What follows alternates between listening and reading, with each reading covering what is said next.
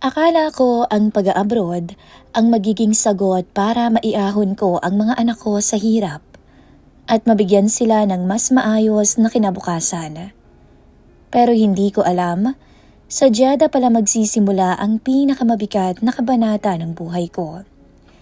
Isang lugar kung saan ang pangarap na pag-ahon ay unti-unting napalitan ng matinding pagod, pangaapi ng amo kong babae, at araw-araw na pakikibaka para lang makaraos.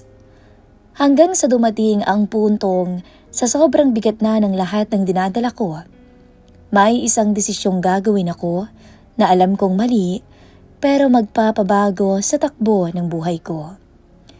Isang pagkakasala ang nagawa ko nang pumatol ako sa amo kong lalaki. Dear Miss Kay, itago niyo na lang po ako sa pangalang Jean. 29 anyos pa lamang. Isa po akong single mom na matagal nang nakikipaglaban sa buhay. 3 ang anak ko na puro babae. Hindi naging madali ang lahat para sa akin. At hanggang ngayon, dala-dala ko pa rin ang bigat ng mga desisyon ko noon. Maaga akong nabuntis. 15 anyos pa lamang ako noon. Batang-bata pa. Wala pang alam sa mundo, pero napasok ko na agad ang responsibilidad na hindi ko pa kayang panindigan. Ilang buwan din kaming nagsama ng boyfriend ko noon, pero nang mga anak ko at nagpatong-patong na ang mga problema, doon na namin hindi nakayanan. At dahil bata pa nga ako, umalis ako noon sa bahay nila. Umuwi ako sa bahay namin. Pagkatapos noon, naghiwalay na kami at hindi na nagkabalikan pa. Hanggang sa nag-1 taon ang anak ko at ang mga magulang ko ang nag-aalaga. Masasabi kong maswerte ako sa mga magulang ko dahil kahit may anak na ako, sinusuportahan pa rin nila ako pinansyal dahil wala naman akong mapagkukunan. 19 years old naman ako noon, Miss Kay, nang muli po akong umibig. Mas matanda siya sa akin. 31 anyos na siya noon.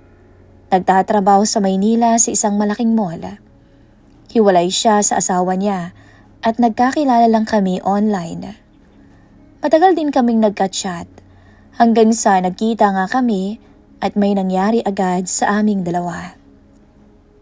Akala ko noon siya na yung magiging katuwang ko sa buhay. Pero hindi pala. 2 ang naging anak namin. Pero hindi niya tanggap ang una kong anak sa dati. Hindi ko naman kayang buhayin lahat, Jean. Sa atin pa lang hirap na ako. Idadagdag ko pa ba yung sabit mo? Sabi niya noon. At dahil mahal ko na siya, pinili ko siya. Iniwan ko muna sa mga magulang ko ang panganay ko. At isa yon sa pinakamabigat na desisyon sa buhay ko. Pero hindi rin naman nagtagal, naghiwalay din kaming 2. Iniwan niya ako. Bigla na lang siyang nawala nang walang paalam. Walang paliwanag kung bakit. Iniwan niya sa akin ang 2 naming anak. 24 years old na ako noon nung tuluyan na siyang nawala sa buhay namin. Wala ulit akong choice, kundi bumalik sa mga magulang ko. Doon ay nagsama-sama na ang 3 kong mga anak. Para akong binagsakan ng langit at lupa, pero kailangan kong lumaban. Namasukan akong katulong sa tiyahin ko, pero hindi rin nagtagal dahil napakahirap nitong pakisamahan. Doon ako nag-start na magdesisyong mag-abroad. Hong Kong, Miss Kay, ang una kong pinuntahan. Doon ako natutong maging matatag, natutong magtiis, natutong mag-ipon para sa kanila, para makabawi na rin sa mga magulang ko. Pagkatapos ng kontrata ko, sumabak ulit ako. This time, sa Jeddah. At dito nagsimula ang panibagong laban ko. Dito na iikot ang kwento ko ngayon, Miss Kay. Ito po ang aking OFW confession. Ang amo ko pong babae, ibang klase ang ugali. Hindi lang istrikto, malupit. Ultimo pagkain binibilang niya. Jean, how many eggs did you use? Tanong niya isang araw, hawak yung tray ng itlog. "2, madam, for breakfast," sagot ko. "Next time ask first. Don't just take anything." "Yes, madam." Kahit inumin sa ref, minsan tinitingnan pa niya kung nababawasan. Minsan, naglilinis ako ng sala buong umaga. Pagka dadating siya, isang tingin lang may mapapansin agad siya. "Why is there dust here?" Sabay turo niya sa sulok ng mesa na marami daw alikabok. Sorry madam, I clean it again." "Not sorry, do it properly." "Yes madam." Paulit-ulit siyang ganoon. Na para bang kahit anong gawin ko, para bang kulang pa rin. May mga araw pa nga na halos hindi ako pinagpapahinga ni madama. Pagkatapos maglinis sa baba, utos agad siya sa taas. Kapag tapos na, may ipapagawa ulit siya. Pero ang sinusukuan ko talaga, kapag yung carpet na malaki na ang pinapalinis niya. Napakabigat at nakakapagod. "Jean, after that, clean the bathroom again, okay?" "But, madam, I already cleaned it this morning." "Then clean it again. I don't like how it smells." "Yes, madam." Kahit alam kong malinis na wala naman akong choice. Minsan nga kahit kumakain ako, tatawagin niya ako. "Jean?" "Yes, madam." "Come here, fix this." Iiwan ko ang pagkain ko kahit hindi pa ako tapos. Sanay na ako doon. Pero hindi ibig sabihin noon hindi ako napapagod. Si madam ang madalas nasa labas ng bansa. Business meeting o kaya pupunta sa mga magulang niya. Doon ako nakakahinga ng maluwag kapag umaalis siya. Ang amo kong lalaki, si Sir Nasim, tahimik lang.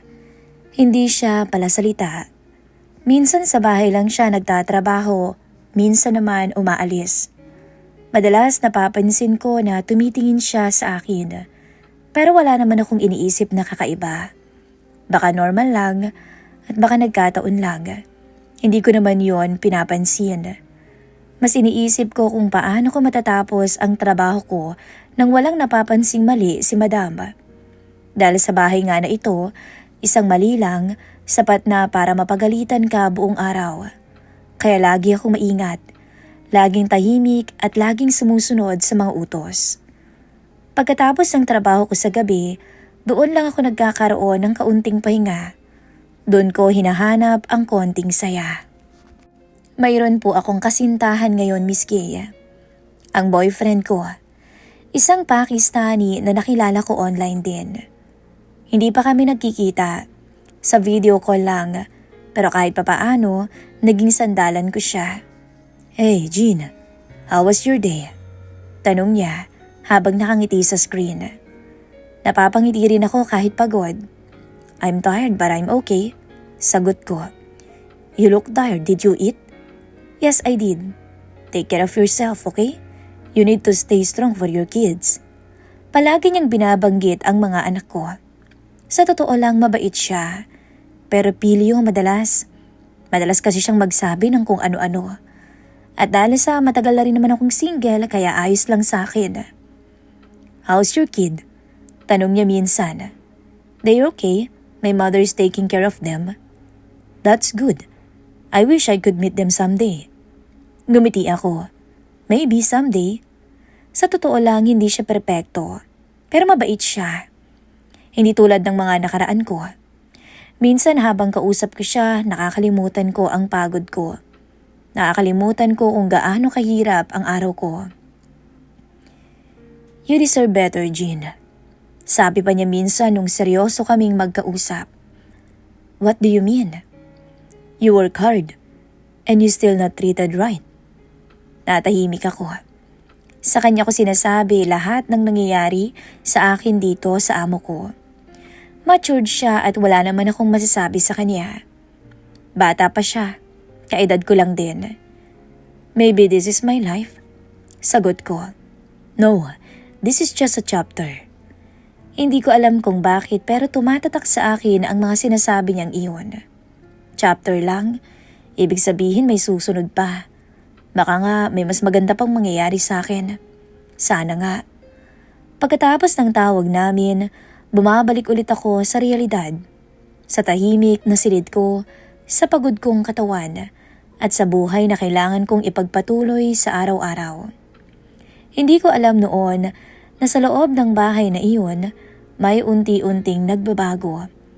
Hindi ko pa napapansin dahil abala ako sa pag-iwas sa galit ng amo kong babae at sa paghahanap ng lakas para sa mga anak ko.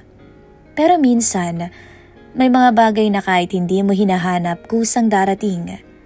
At kapag dumating na iyon, doon magsisimula ang kwento na hindi mo inaasahan. Hindi ko makakalimutan yung araw na yun, Miss Kay. Pagod na pagod ako mula umaga pa lamang. Halos hindi ako pinapaupo ng amo kong babae. Linis dito, linis doon, luto, laba, plancha, paulit-ulit. Na kahit ba saglit na pahinga lang, ay para bang kasalanan. Dumating yung hapon, ramdam ko na yung gutom ko. Nanginginig ng mga kamay ko habang naglalaba. Sumilip ako sa kusina. Wala si Madam. Nasa kwarto niya siguro. Dahan-dahan akong lumapit sa ref. Kumuha ng kaunting pagkain. Tinapay. Sa isip ko, konti lang naman. Kailangan ko lang talagang kumain. Pero hindi ko inaasahan ang sumunod. Jean? Napatalon ako sa gulat at halos mabitawan ko ang daladala ko. Paglingon ko, nandun si Madam at galit na galit. Namumula ang mukha niya. What are you doing? You are stealing food? No, Madam. I was just hungry. I didn't tell you to eat. Natameme ako. I work here the whole morning, Madam. Mahina akong sagot. I'm so tired and I need food. That doesn't mean you can take anything without my permission. How am I supposed to work if I'm hungry, Madam? You want me to ask for permission, but you don't even give me food. Sabi ko na dahil sa inis ko. Napayuko ako noon. Nanginginig na kasi ang katawan ko. Put that down. Sigaw niya pa. Daan-daan kong binalik yung pagkain. You Filipinos, always the same. Dagdag pa niya sabay iling. Parang may kumurot sa puso ko noon. Hindi na ako sumagot pa. Hindi dahil wala akong sasabihin, kundi dahil alam kong wala rin namang mangyayari. At baka magdilim pa ang paningin ko sa kanya. Maya-maya, tuloy ulit ang trabaho ko. Pero sa loob ko, kumukulo na ang dugo ko sa galit at lungkot. Pagpasok ko sa banyo para maglinis, doon na ako tuluyang napaiyak. Tahimik, pigil ko ang bawat tikbi ko. Ramdam ko ang bawat luha, hindi dahil sa gutom ako, kundi dahil pakiramdam ko, parang hindi ako tao, para akong walang halaga. Ganito palang ibang OFW. Ewan ko dito sa Jeddah. Yung mga kwento na naririnig ko noon, totoo pala. Yung iba na hindi pinapakain ng tama, yung iba na sinisigawan araw-araw, yung iba mas malala pa. At ngayon, isa na ako sa kanila. Isa na ako sa nahihirapang mga Pinay. Pero para sa mga anak ko, gagawin ko lahat. Bulong ko sa sarili ko. Yun na lang ang pinangahawakan ko noon, Miss Kay. Kinabukasan, parang walang nangyari. Ganun pa rin si Madam. Parang normal na lang ang lahat. Siguro sanay na siya. Pero ako hindi pa rin. Hanggang sa isang araw bigla niya akong tinawag. Jean? Yes, Madam. I will go out. Business trip 2 days. Napatingin ako sa kanya. Yes, Madam. You take care of the house and don't touch anything. Yes, Madam. I will check everything when I'm back, okay?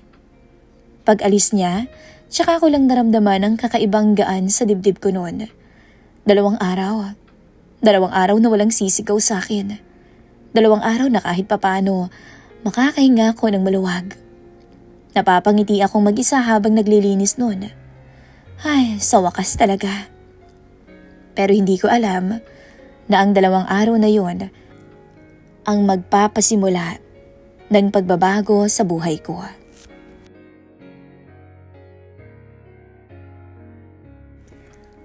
Unang gabi, Tahimik ang buong bahay. Walang sigaw ni Madam. Walang mabigat na presensya. Matapos ko ang lahat ng gawain ko, pumasok na ako sa kwarto. Doon ko kinuha ang cellphone ko. Tumawag ako kay Pakistani. After ilang rings, sumagot siya. Hi, malambing niyang bati. Napangiti ako kaagad. You sound better today. Madam is not here. She went out for business. Oh, that's good for you. Yes, I can rest a little.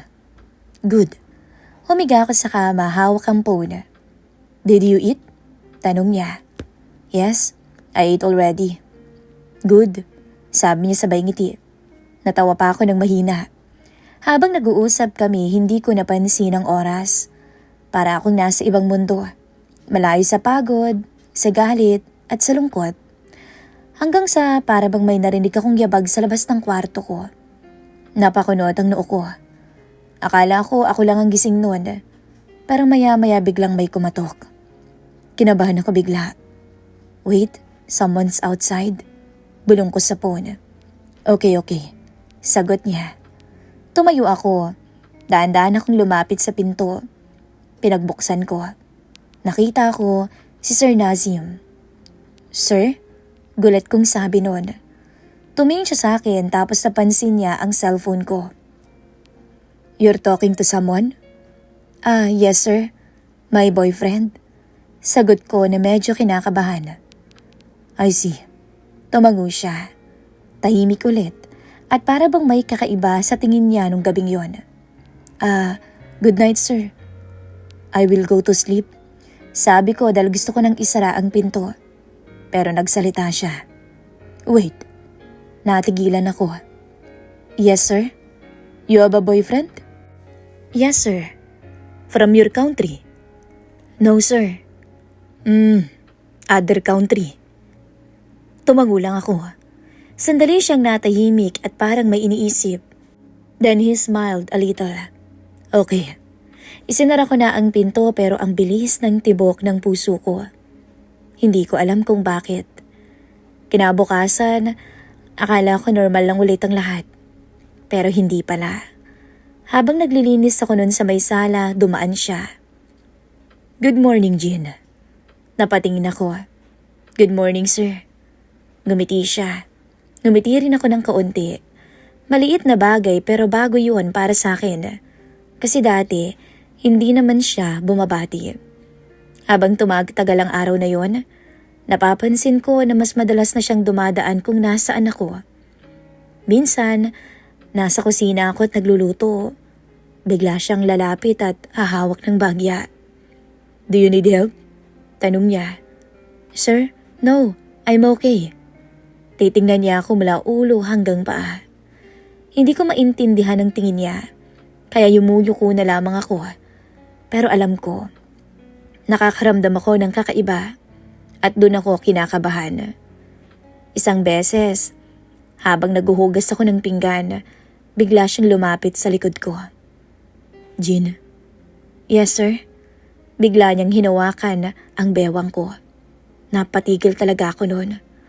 Doon na ako kinabahan ng gusto. Sir? Mahina akong sabi. Dahan-dahan kong inalis ang kamay niya. Hindi ko alam kung anong mararamdaman ko nung mga oras na yon. Hindi na to normal. Hindi na to katulad ng dati.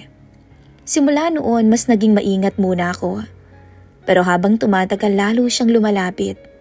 Mas nagiging iba ang kilos niya. At ako, unti-unti nang kinakabahan sa bawat galaw niya. Dahil alam kong may nagbabago sa kanya. At pakiramdam ko, hindi ko yon mapipigilan. Bumalik si Madam matapos ang 2 araw. Babalik na naman sa dati ang lahat. Sigaw, utos. Pero may isang bagay na hindi na bumalik sa dati. Ang asawa niya. Si Sir Nazim. Tahimik pa rin naman to kapag nasa harapan ng asawa niya. Para bang walang pinagbago kung titingnan. Pero kapag nagkakasalubong na lamang kaming dalawa, doon ko nakikita ang kakaibang tingin niya. Mas matagal at mas mabigat. Hindi ko na lang pinapansin. Mas pinipili ko na lang ituon ang sarili ko sa trabaho. Sa pag-iwas, sa pagiging maingat. Lumipas pa nga ang ilang mga araw at linggo. Biglang sinabi ni Madama na meron ulit siyang trip. "Jean, I have another trip. 1 week." Napatingin ako sa kanya. "Yes, Madam." 1 week. Ulit niya na parang paalala. "Yes, Madam." Hindi ko alam kung matutuwa ba ako o kakabahan. Dahil sa loob ng ilang araw na bumalik siya, napansin kong mas naging malapit si Sir Nasim sa akin. At ngayong mawawala ulit si Madam ng 1 linggo, para bang may kung anong bumigat sa dibdib ko. Unang gabi ng pag-alis niya, sinigurado kong mabilis kong matatapos ang trabaho ko. Ayoko namang magtagal sa labas ng silid ko. 11:00 na ng gabi nang matapos ako. Pagod na pagod ang buong katawan ko. Pumasok ako sa kwarto ko at agad kinuha ang cellphone ko. Tinawagan ko si Pakistani. "Hey," mahina niyang bati. "You sound tired, ha?" Sabi niya. "I am. It's been a long day." "You need to rest. Don't push yourself too much." Napangiti ako ng konti. Nag-uusap kami ng ilang minuto tungkol sa mga anak ko, sa araw ko, at sa kanya. Sa simpleng bagay na yon, nagiging masaya naman ako. Hanggang sa maya-maya, nag-request na naman siya. Yung bang normal na bagay na ginagawa ng mag-asawa. Normal naman na sa amin na may nangyayari through video call. Siyempre, babae lang din naman ako. At tagahanap din naman. Matagal na rin akong single mom at nag-iisa sa buhay. Nangangailangan din naman ako ng presensya ng isang lalaki. At kay Pakistani ko yon nahanap. Nung mga oras na yon, nasa kalagitnaan kami ng usapan. Habang, alam nyo na, hindi ko napansin na may isang taong nakikinig sa labas ng pinto.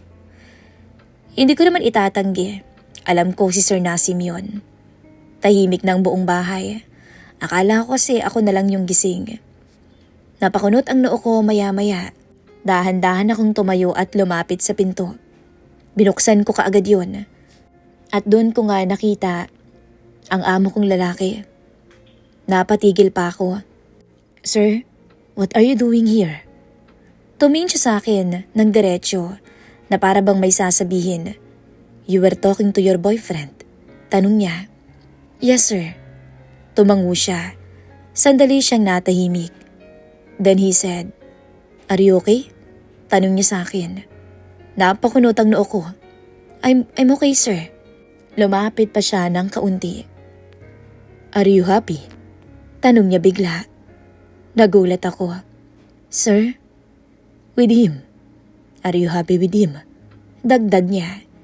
Hindi ko alam kung paano sasagot. "He's far. I am here.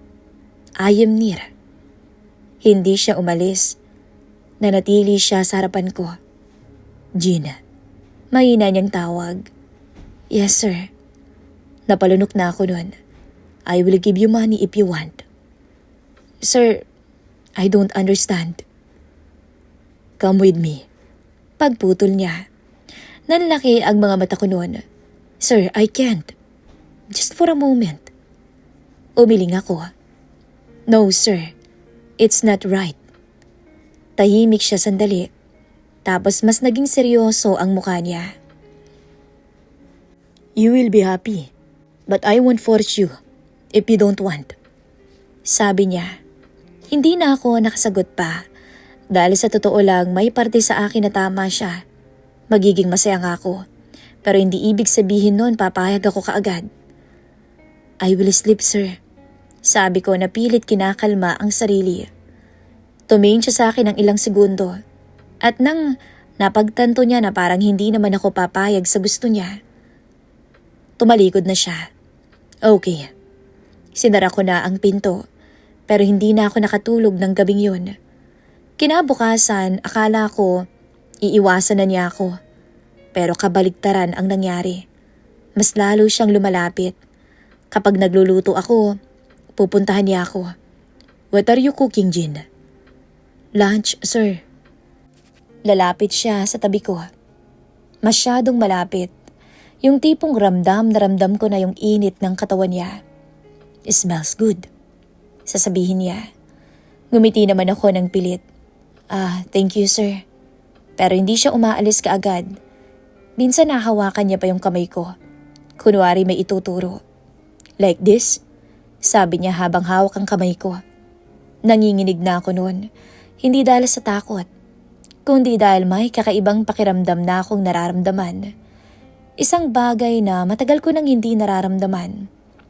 Dahil babae pa rin ako. May pangangailangan, may damdamin. At kahit sabihin mong may boyfriend ako ngayon, hindi naman kami nagkikita. Hindi ko siya nahawakan kahit gustuin ko. Hindi ko nararamdaman ang init ng presensya niya. Lahat sa screen lang nangyayari. Habang si Sir Nasim nandoon, malapit lang sa akin. Lumipas ang mga araw, paulit-ulit ang nagaganap.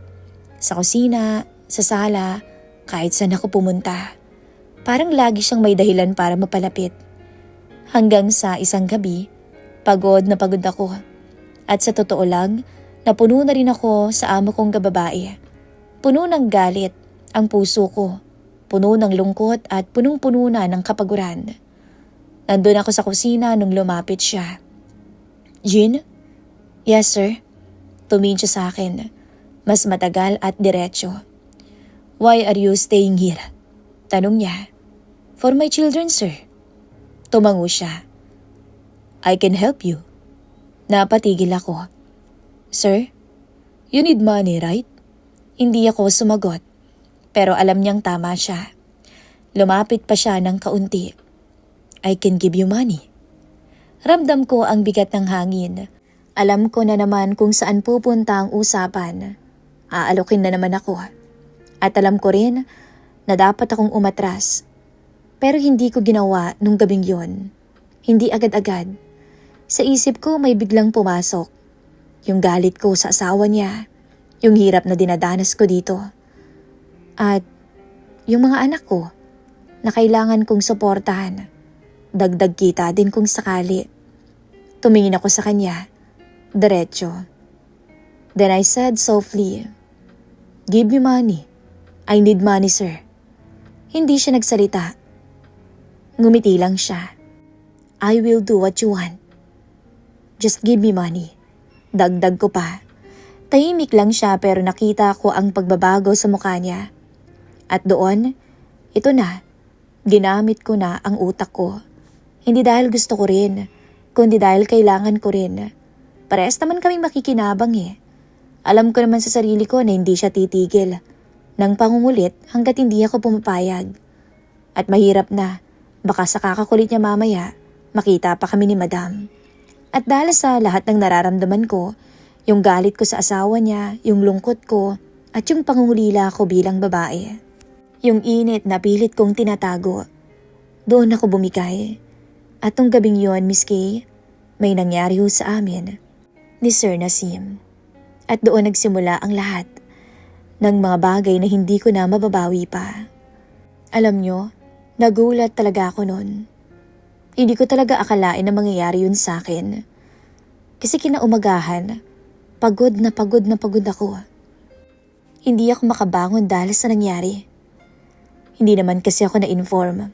Ganun pala katindi ang mga Arabo. Pero aaminin ko, Miss Kay, nag-enjoy din naman ako. Pagkatapos ng gabing yon, nasundan pa yun at nasundan pa ulit. Sa tuwing wala si Madam, doon siya may lakas ng loob lumapit sa akin.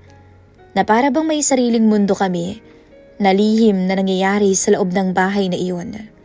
Walang nakakaalam. At kapalit nun, syempre pera. Palihim niya tong binibigay sa akin. Minsan habang naglilinis ako sa kusina, lalapit siya. Jean, mahina niyang tawag. Yes sir. Iyahawak niya yung pera sa kamay ko. Mabilis lang. Keep it. Tumingin naman ako sa paligid dahil kinakabahan ako. Thank you sir. Tapos bubulong siya sa tenga ko. Don't show it to your madam. She must not know. I understand, sir.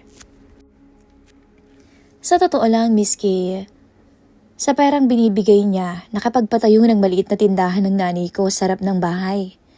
Ginawa na lang niyang tindahan yung kubo na maliit na nasa harapan namin. Minsan nga may mga regalo pa siya. Mga simpleng bagay lang katulad ng pabango, tsokolate o minsan nga damit pa. "This is for you," sabi niya. "Sir, just take it. And remember, don't let her see it." "Yes, sir." Sa bawat pagtanggap ko, may kapalit na unti-unting kumakain sa konsensya ko. Pero sa isip ko, ayos na rin siguro to. May ekstrang kita para sa pamilya ko.